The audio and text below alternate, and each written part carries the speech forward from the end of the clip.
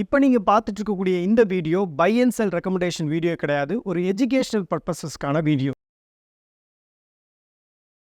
வணக்கம் சார். வணக்கம்மா. இந்திய பங்குச்சந்தையில் வொலாட்டிலிட்டி அப்படிங்கிறது ரொம்ப மாசமாகவே இப்போ நடந்துட்டு இருக்கு. அதுலேயும் இந்த வாரம் கொஞ்சம் ஜாஸ்தியாக இருந்ததை பார்க்க முடிஞ்சது.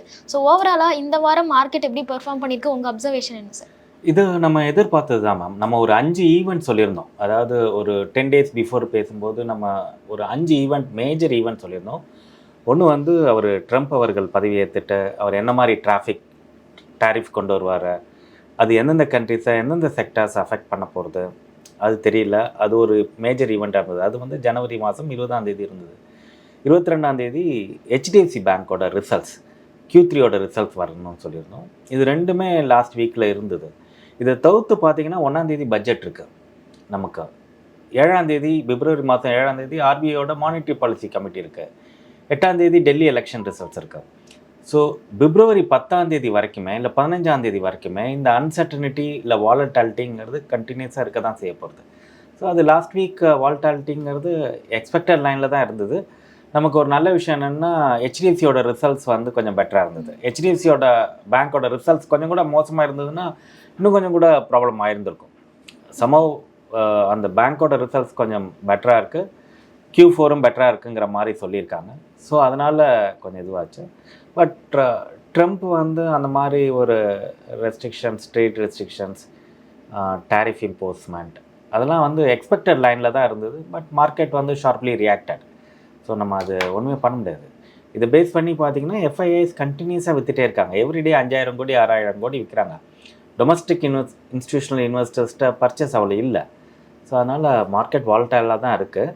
பட் பாசிட்டிவ் சைடில் நான் என்ன பார்க்குறேன்னா அந்த 23,000 லெவலில் பிரேக் ஆகாமல் இருக்குது. அது ஒரு பர் டே வந்து ஒரு நாளைக்கு வந்து அந்த 22,970 வரைக்கும் போச்சு. But it's recovered. 23,000க்கு மேலே தான் இருக்குது. டெக்னிக்கலி 23,000 லெவலில் பிரேக் ஆகாமல் இருந்ததுனாலே ஓகே தான் இந்த லெவலில். ஏன்னா பெரிய லெவலில் எக்ஸ்பெக்டேஷன் இல்லை மார்க்கெட்டில். இப்போ ஹெச்டிஎஃப்சி பேங்க்கோட Q3 ரிசல்ட்ஸ் பற்றி டிஸ்கஸ் பண்ணியிருந்தோம். ஸோ அந்த ரிசல்ட்ஸ் ஏன் இவ்வளோ இம்பார்ட்டண்ட்டாக பார்க்குறீங்க சார்? ஏன்னா மார்க்கெட்டோட இந்த வாலட்டிலிட்டியில் இது சப்போர்ட் பண்ணியிருக்கு அப்படிங்கிறதையும் சொல்கிறீங்க. ஸோ அது ஏன் இவ்வளோ இம்பார்ட்டண்ட்டாக? ஏன்னா நிஃப்டியில் அந்த 50 ஸ்டாக்கில் ஃபினான்ஷியல்ஸ் தான் 33% இருக்குது. அந்த 33%ல் மேஜராக பார்த்தீங்கன்னா ஹெச்டிஎஃப்சி, ஐசிஐசிஐ, எஸ்பிஐ இந்த மாதிரி பேங்க்ஸ் இருக்குது. ஸோ இந்த மாதிரி ஒரு ஹையர் வெயிட்டேஜ் இருக்கிற ஸ்டாக் ஃபால் ஆச்சுன்னா உங்களுக்கு சென்டிமெண்ட் வீக்காக போயிடும். இப்போ ஹெச்டிஎஃப்சி, ஐசிஐசிஐ பேங்க் ரெண்டுமே ஃபால் ஆச்சுன்னா நிஃப்டியே ஃபால் ஆகும். நிஃப்டி ஃபால் ஆச்சுன்னா people think market is weak and பேரிஷாக இருக்குன்ட்டு எல்லா ஸ்டாக்கும் விற்க ஆரம்பிப்பாங்க. ஸோ அந்த மாதிரி ஒரு லார்ஜ் கேப் நிஃப்டியில் பார்ட்டிசிபேட் பண்ணுற ஸ்டாக்ஸ் வந்து கொஞ்சம் கூட பெட்டராக பர்ஃபார்ம் பண்ணிச்சுன்னு வச்சுக்கோங்களேன். அந்த ஓவரால் சென்டிமெண்ட் பெட்டராக இருக்கிறதுக்கு வாய்ப்புகள் இருக்குது. ஹெச்டிஎஃப்சி பேங்க் Q3 ரிசல்ட்டை வந்து வெளியிட்டுட்டாங்க. உங்களோட அப்சர்வேஷன் அதில் என்ன இருக்குது சார்? பரவாயில்ல. அவங்களுக்கு வந்து அந்த சிடி ரேஷியோன்னு ஒன்று இருக்குது, கிரெடிட் டு டெபாசிட் ரேஷியோ. அது கொஞ்சம் கூட பெட்டராக இருக்குது. அது 100க்கு கீழே வந்திருக்கு அப்படிங்கிறாங்க, 98 இருக்குது அப்படிங்கிறாங்க. அது ஒரு பாசிட்டிவ் சைன் தான். அதை தவிர்த்து ஹெச்டிஎஃப்சி பேங்க்குங்கிறது அந்த ஹெச்டிஎஃப்சி பேங்க் மெர்ஜர் ஆனதுக்கப்புறம் there is a lot of changes which has happened. அதனால் கொஞ்சம் என்ஐஐலாம் கொஞ்சம் ஸ்டேபிளாக இல்லாமல் இருந்தது. அது கொஞ்சம் இம்ப்ரூவ் ஆகிருக்கு. ஸோ அதே மாதிரி அவங்களோட ப்ராஃபிட் ஆஃப்டர் டேக்ஸும் வந்து கொஞ்சம் பெட்டராக இருக்குது. ஸோ லுக்கிங் ஃபார்வர்ட் என்னை பொறுத்த வரைக்கும் அந்த பேரிஷ் ட்ரெண்ட் ஹெச்டிஎஃப்சி பேங்க்கை பொறுத்த வரைக்கும் ஓரளவுக்கு செட்டில் ஆகிருக்குன்னு தான் நினைக்கிறேன். இப்போ 1600+ இருக்குது. ஒரு லாங் டேர்மில் 2 இயர்ஸ்க்கு பார்த்தோன்னா it's a better bank to buy தான் அப்படி இருக்குது. ரிசல்ட்ஸை பொறுத்த வரைக்கும் நல்லா தான் இருக்குது. ஏன்னா டெபாசிட் க்ரோத் பெட்டராக இருக்குது. ஏன்னா that is what they wanted. அந்த டெபாசிட் க்ரோத் பெட்டராக இருக்கணுன்ட்டு அது நல்லா இருக்குது. 1030 பிரான்ச்சஸ் ஓப்பன் பண்ணியிருக்காங்க ஷார்ட் ஸ்பேனில். அதெல்லாம் வந்து ஒரு பாசிட்டிவ் சைன் தான். Largest private sector bank. So அதனால் கொஞ்சம் பெட்டராக தான் இருக்கும். இந்த 2025ல் நிறைய ஈவெண்ட்ஸ், இம்பார்ட்டண்ட்டான ஈவெண்ட்ஸ் இருக்குது அப்படின்னு பார்த்தோம். அதில் முக்கியமானது ட்ரம்ப்போட பதவியேற்பு. ஸோ அந்த ஈவெண்ட்டும் நடந்து முடிஞ்சிருச்சு. நிறைய முக்கியமான விஷயங்கள்லாம் பேசினார். குறிப்பாக எலக்ட்ரிக் வெஹிக்கிள்க்கு வந்து அவர் ப்ரிஃபரன்ஸ் கொடுக்க போகிறதில்லைங்கிற மாதிரி சொல்லியிருக்காரு.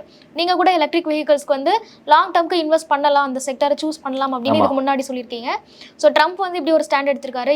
இது மட்டும் இல்லாமல் இன்ஃப்ளேஷன் கிரைசிஸ், அப்புறம் டேக்ஸ் இம்ப்ளிமெண்ட் பண்ணுறது, இந்த மாதிரி நிறைய விஷயங்கள் பேசியிருக்காரு. ஸோ ஓவராலாக அதோட இம்பாக்ட் இந்தியன் மார்க்கெட்டில் இருக்குமா, எவ்வளோ காலத்துக்கு அது இருக்கும் சார்? ஷார்ட் டேர்மில் இருக்க தான் செய்யும். ஏன்னா எப்போதுமே மார்க்கெட் வந்து நியூஸுக்கு கொடுக்குற இம்பார்ட்டன்ஸ் வந்து ஃபண்டமெண்டல்ஸ்க்கு கொடுக்கறதில்ல. ஒரு இமீடியட்டாக ஒரு நியூஸ் வருது, உடனே மார்க்கெட் ரியாக்ட் பண்ணும். ஸோ இதெல்லாம் வந்து ஒரு 3 to 6 மந்த்ஸுக்கு ரியாக்ஷன்ஸ் இருக்கும். ஏன்னா இந்தியாவை பொறுத்த வரைக்கும் இந்தியா வந்து we are moving on, என்ன சொல்கிறது, இண்டிபெண்ட் செல்ஃப் சஃபிஷியன்ட் எக்கானமி நோக்கி தான் நம்ம போயிட்டுருக்கோம். we are not reached that level, but slowly gradually we are progressing in it. இப்போ அமெரிக்காவில் வந்து ஒரு பாலிசி எடுத்துன்னு வராங்கன்னா அது இம்பேக்ட் இருக்கும், பட் லாங் டேர்மில் இம்பேக்ட் ஆகுமானா ஆகாது. ஒரு 3 to 6 மந்த்ஸ் அதோட இம்பேக்ட் இருக்கும். எலக்ட்ரிக் வெஹிக்கிள் ஆர் ஐடி இதெல்லாம் பார்த்தீங்கன்னா India has got is own requirement and consumption stories very ஸ்ட்ராங்காக இருக்குது. நம்மளுடைய இன்ஃப்ராஸ்ட்ரக்சர் கேபபிலிட்டிஸும் கொஞ்சம் கொஞ்சமாக இம்ப்ரூவ் ஆகிட்டே வருது. ஸோ அதனால் இந்த மாதிரி இதெல்லாம் வந்து ஒரு இம்பேக்ட் இருக்கும், ஒரு ஷார்ட் டேர்மில் இம்பேக்ட் இருக்கும். அண்ட் இந்தியா வந்து எப்போதுமே இந்த மாதிரி ப்ராப்ளம்ஸ்லாம் able to manage. So 3 to 6 months first of 25 வாலட்டைலாக தான் இருக்கும். நம்ம ஜூன் வரைக்கும் வாலட்டைலாக தான் இருக்குன்னு சொல்லியிருக்கோம். இன்னும் சில பேர் அக்டோபர் வரைக்கும் கூட சொல்கிறாங்க. பட் ஒரு கொஞ்சம் ஆப்டிமிஸ்டிக்காக நம்ம பார்க்குறோம். ஜூன் ஜூலை வரைக்கும் இந்த மாதிரி தான் இருக்கும். செகண்ட் ஆஃப் பெட்டராக இருக்கும். ஓகே, ஃபர்ஸ்ட் ஹாஃப்ல வந்து கொஞ்சம் இந்த மாதிரி தான் இருக்கும் அப்படின்னு சொல்லிட்டீங்க. இப்போ ஒரு இன்வெஸ்டர் இருக்கிறாங்க, ரீட்டைல் இன்வெஸ்டர் தான், ஆனால் லாங் டேர்ம்க்கு ஒரு 20 இயர்ஸ்க்கு இன்வெஸ்ட் பண்ணணும்னு நினைக்கிறாங்க அப்படின்னா அவங்க என்ன மாதிரியான செக்டர்ஸ்லாம் இப்போ சூஸ் பண்ணலாம் சார்? நம்ம எப்போதுமே ஒரு 4 to 5 செக்டர்ஸ் வந்து நம்ம இந்தியாவை பொறுத்த வரைக்கும் டெஃபினட்டாகவே நல்லாயிருக்கும். ஒன்று வந்து பேங்கிங். ஏன்னா நம்மளுடைய populations and per capita income, the younger generation which is earning more salary, English speaking populations, earning capability increase ஆகுது. இதெல்லாம் பார்க்கும்போது பேங்கிங் டெஃபினட்டாக நல்லாயிருக்கும்.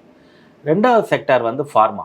ஏன்னா நிறைய ரிசர்ச் போயிட்டே இருக்குது, நிறைய ரிசல்ட்ஸ், அதாவது அந்த ரிசர்ச்சோட ரிசல்ட்ஸ் வர்றதுக்கு வாய்ப்புகள் 2-3 வருஷத்தில் இருக்குது. ஸோ அதனால் ஃபார்மாசியூட்டிக்கல் கம்பெனி அது தவிர்த்து வரும். மூணாவது வந்து நம்ம செக்டர் ஸ்பெசிஃபிக்காக பார்க்காம தீம் ஸ்பெசிஃபிக்காக பார்க்கலாம். நம்ம வந்து இன்ஃப்ராஸ்ட்ரக்சர், எனர்ஜி, இந்த மாதிரி செக்டர்ஸ்லாம் கூட கொஞ்சம் நல்லா வரும்.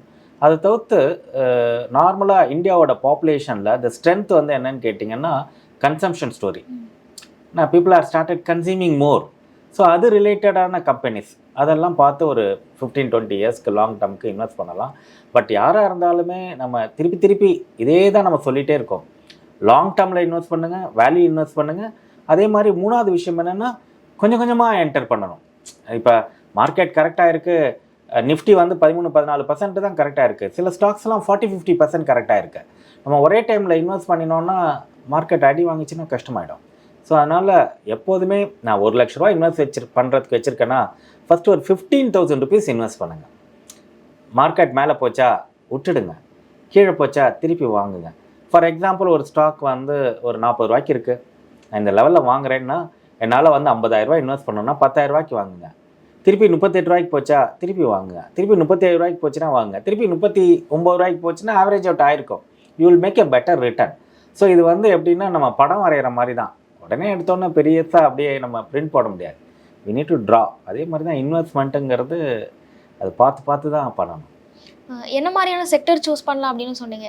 அடுத்தது நிறைய பேருக்கு இருக்கிற டவுட் என்னென்னா, பொதுவாகவே மார்க்கெட்டில் உங்களுக்கு ஆவரேஜாக 12% ரிட்டர்ன்ஸ் கிடைக்கும் அப்படின்னு சொல்கிறோம். ஆனால் சரியான ஃபண்ட்ஸை தேர்ந்தெடுத்தால் மட்டும்தானே அந்த 12% கிடைக்கும், இல்லை அதை விட கம்மியாகிறதுக்கான வாய்ப்புகளும் இருக்குல்ல? கம்மியாக இருக்கிறதுக்கு வாய்ப்புகளும் இருக்குது.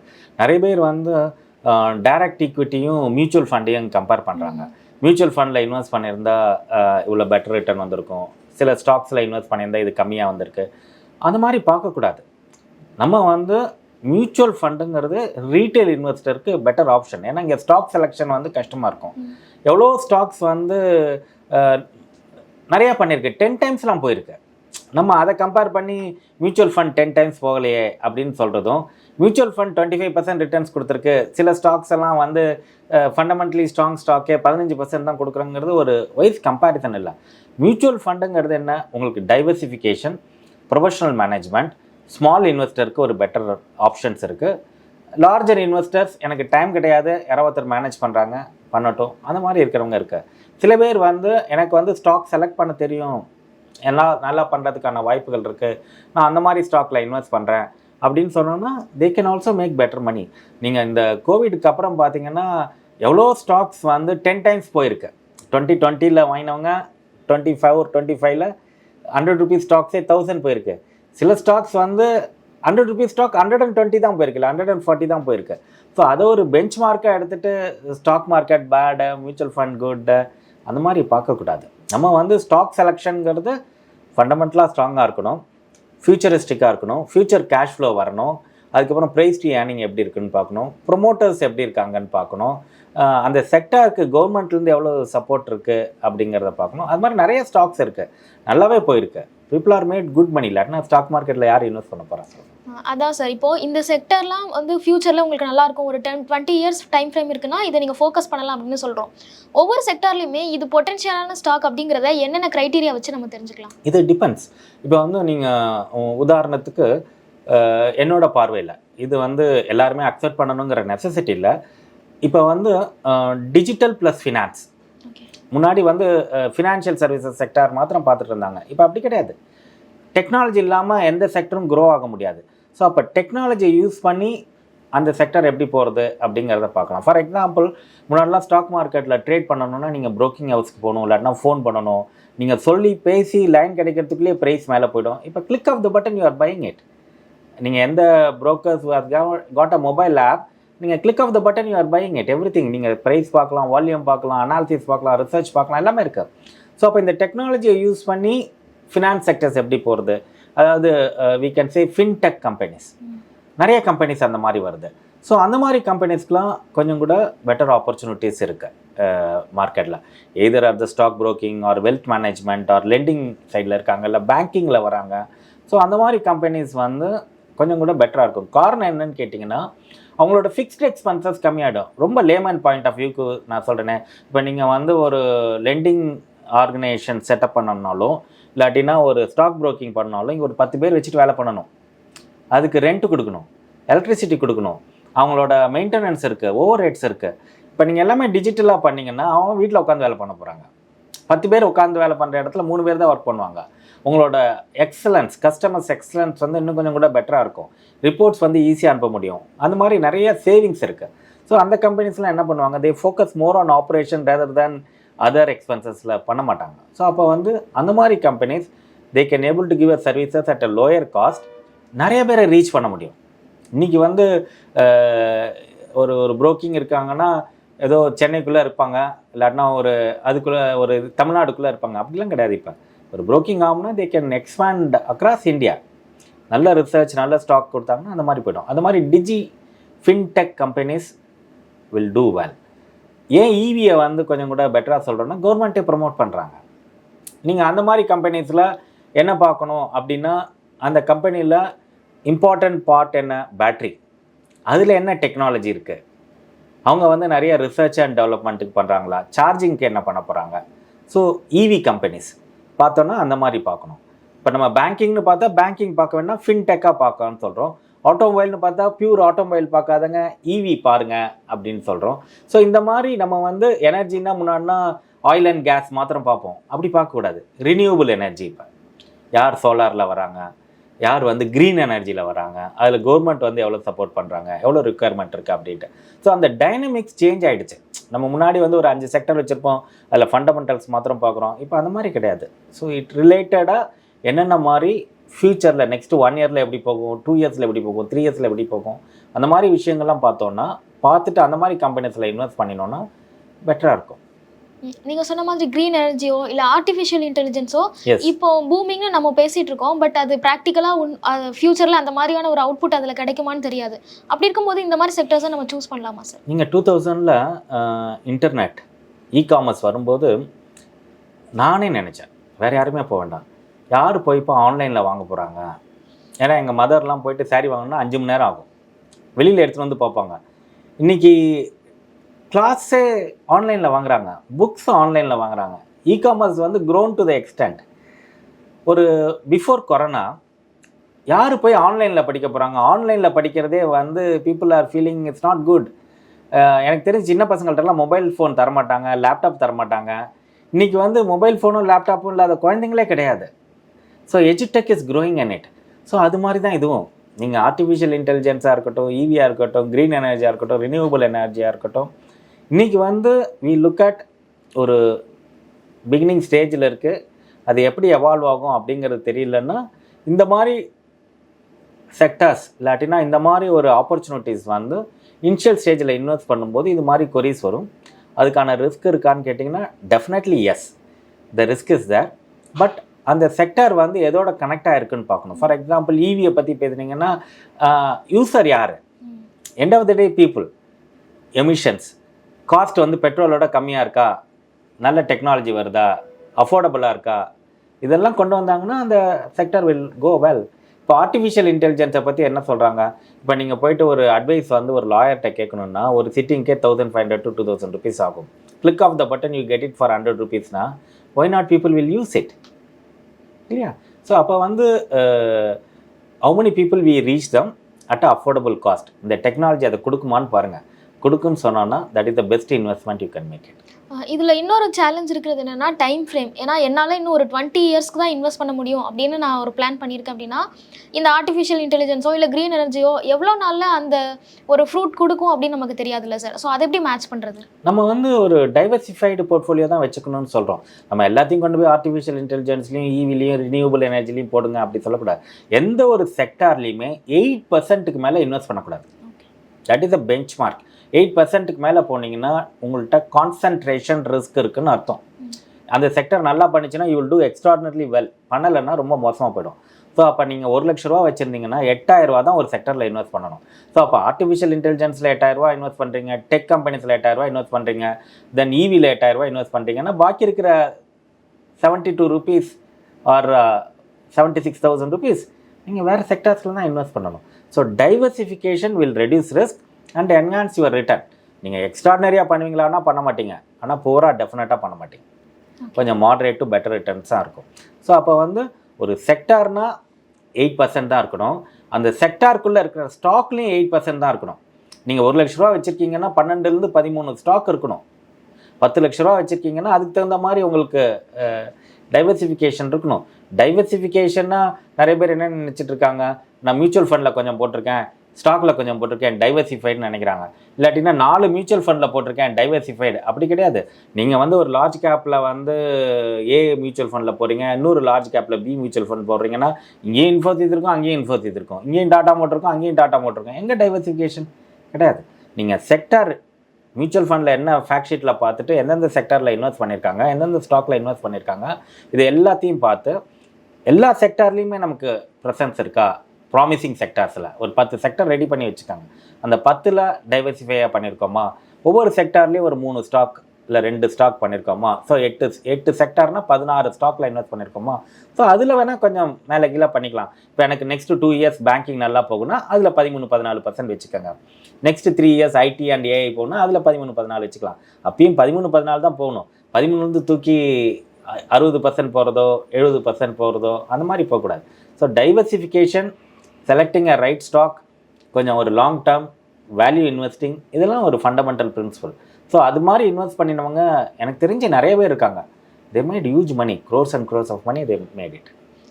நம்ம மார்க்கெட் பற்றி பேசும்போது இன்னொரு பக்கம் கோல்டோட ப்ரைஸும் வந்து ஹிஸ்டாரிக் ஹை வந்து ரீச் பண்ணியிருக்கு. ஸோ எப்படி சார் ஈக்விட்டி இன்வெஸ்ட்மெண்ட்டுக்கு கோல்டு டஃப் கொடுக்குமா? கோல்டு வந்து நம்ம சொன்னது தான், அது மேலே தான் போகிறது. நம்ம 6,935 சொல்லிட்டு இருக்கோம், 7,000 சொன்னோம், 7,000 எவ்ரி வீக் நம்ம பேசுகிறோம். அது இப்போ 7,500 மேலே போயிடுச்சு. ஸோ அது வாங்கி வச்சுக்கலாம். நம்ம வந்து ஒரு ஷார்ட் டேர்மில் 8,000 போகும்னு நம்ம எதிர்பார்க்குறோம். ஒரு 3 to 4 இயர்ஸில் 10,000 ஆர் 2.5 to 3.5 இயர்ஸில் 10,000 போகும்னு பார்க்குறோம். நம்ம ஈக்விட்டியோடலாம் கோல்டை கம்பேர் பண்ணக்கூடாது. கோல்டுங்கிறது ஒரு அசெட் கிளாஸ். எஃப்டியோட கம்பேர் பண்ணிக்கோங்க, இன்ஃப்ளேஷனோட கம்பேர் பண்ணிக்கோங்க, நம்ம வாங்கி வச்சுக்கலாம். கொஞ்சம் எஃப்டியும் கோல்டும் சேஃப்டியை பொறுத்த வரைக்கும் பெட்டர் தான். கோல்டை வாங்கிட்டு நீங்கள் என்ன பண்ண போகிறீங்க, ஒரு ப்ரைஸ் குறைஞ்சி போச்சுன்னா ஒன்றும் பண்ண போகிறது இல்லை, ஆர்னமெண்ட்டாக கன்வெர்ட் பண்ணிக்கோங்க. ஸோ அதனால் நல்லா தான் இருக்கும். ஆனால் கோல்டோட ப்ரைஸ் வந்து ரொம்ப ஷார்ட் பீரியட்லேயே அதிகமாக இன்க்ரீஸ் ஆகிறத பார்க்குறோம். ஸோ அப்படி இருந்தும் ஏன் சார் ஈக்விட்டியோட கம்பேர் பண்ண வேணாம்னு சொல்கிறீங்க?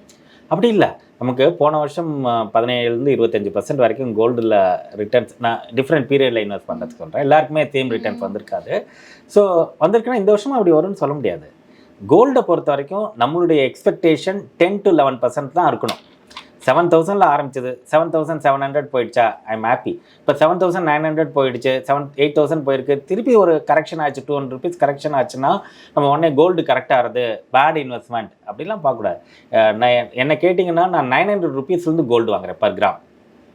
900 rupees கோல்டு இருக்கும்போது ஐ எம் டாக்கிங் அபவுட் 2099 நான் அப்போ வந்து பேங்க்கில் ஒர்க் பண்ணியிருந்தேன். அப்போலேருந்தே நம்ம கோல்டுங்கிறது போயிட்டு நிறையா வாங்குவோம் 900 rupeesலேருந்து. அது இப்போ 7,700 வந்திருக்கு. இப்போ 200 rupees ஃபால் ஆச்சுன்னா ஒன்றும் பெரிய விஷயம் கிடையாது. அது மாதிரி தான். ஸோ கோல்டு வாங்கி 10 to 11% annualized ரிட்டர்ன் வரும். நமக்கு வந்து ஒரு சேஃப் இன்வெஸ்ட்மெண்ட், லாங் டேர்மில் ஹோல்ட் பண்ணலாம், வச்சுக்கலாம். அது ஈக்விட்டியோட கம்பேர் பண்ணக்கூடாது. ஈக்விட்டியில் போடல, நான் கோல்டில் போடுறேன் அப்படின்னு பார்க்கக்கூடாது. எஃப்டியில் போடலை, கோல்டில் போடுறேன், இட்ஸ் ஓகே. Thank you sir. ரொம்ப நன்றிமா. மேலும் ஈடி தமிழ் சேனல்ல வரப்போகும் பிசினஸ் மற்றும் அது ரிலேட்டடான வீடியோவை பார்க்க உடனே கீழே இருக்க சப்ஸ்கிரைப் பட்டனை கிளிக் பண்ணுங்க.